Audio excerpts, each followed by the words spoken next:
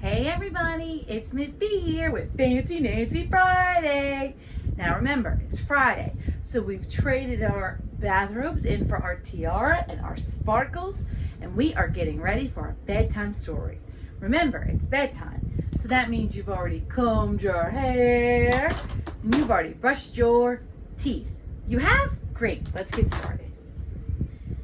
Tonight, Fancy Nancy, we will be having tea for two. That's the title of our story today. Fancy Nancy, tea for two. So we set up our tea party just like Fancy Nancy did. Ooh la la. There's a message from my best friend Bree in our special mail basket. It says, "Come quick, I have something to show you."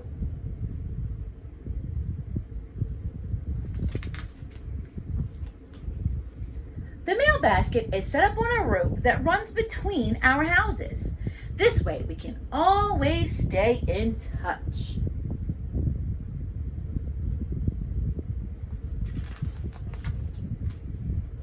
I write back a message. It says, "I will be there in a jiffy." That's fancy for right away. Off it goes in the basket. Then I wake my doll Maribel from her nap and head next door.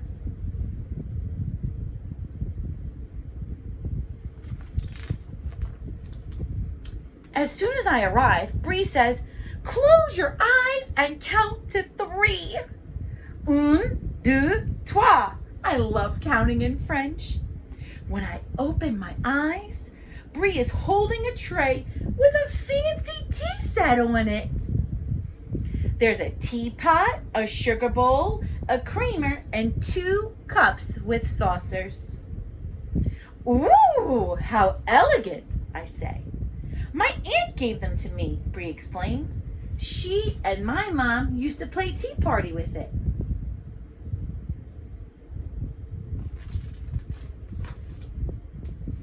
This tea set is extra special, Bree says. It's real china, not plastic. That's why there are a few little chips. We decide to have a tea party right away. A doll tea party. Isn't it lucky I brought Maribel with me? We put out placemats, set the table, stick some flowers in a vase, and voila! It's party time.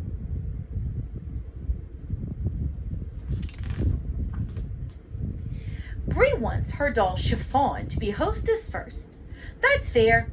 The tea set is Bree's after all. "Darling, would you care for some tea?" Chiffon asks. "Oui, oui, yes please," Maribel answers. Maribel has absolutely exquisite manners. That means her manners are just about perfect.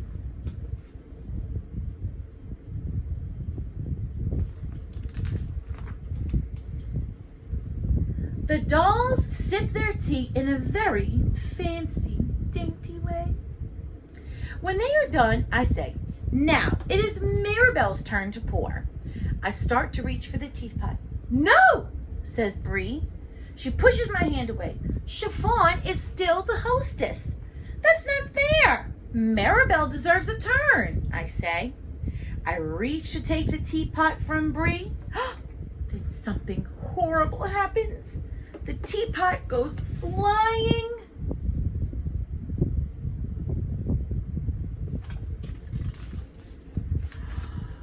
And when it lands, it breaks into 2 pieces. "My tea set is wrecked," Bree shouts. "It was an accident," I say. And anyway, the teapot already had a chip in it. Bree flops on her bed and covers her face. "Go home. I don't want to play."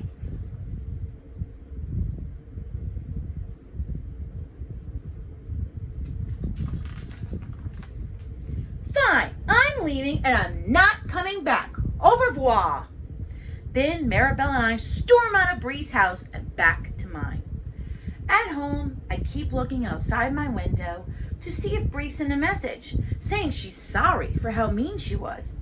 But the mail basket is empty.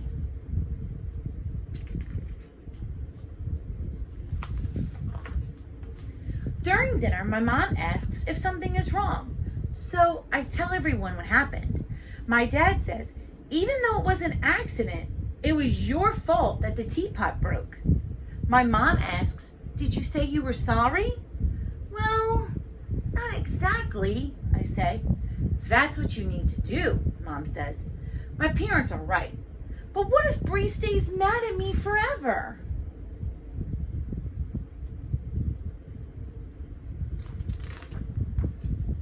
The next morning, I go over to Bree's house to apologize, which is the fancy word for saying sorry. But when she answers the door, all I do is burst into tears. Bree starts crying too then. I'm sorry I locked the tea set, and I'm so sorry I broke the teapot. I never should have grabbed it. I was scared we weren't going to be best friends anymore, I told Bree. Me too, Bree says. Then we embrace, which is fancy for hug. And guess what? The teapot is already repaired, which means it's fixed and fine again, just like our friendship. Thank you so much for joining me and Fancy Nancy for some special tea. Remember, if you have a tea set that you like to play tea party with your friends or your family, it's always important to share, especially if it's real china. And when you break something, even on an accident, make sure to tell your friends or your family that you are sorry. Thank you so much for joining me. Have a great night, everybody. Good night. Good night.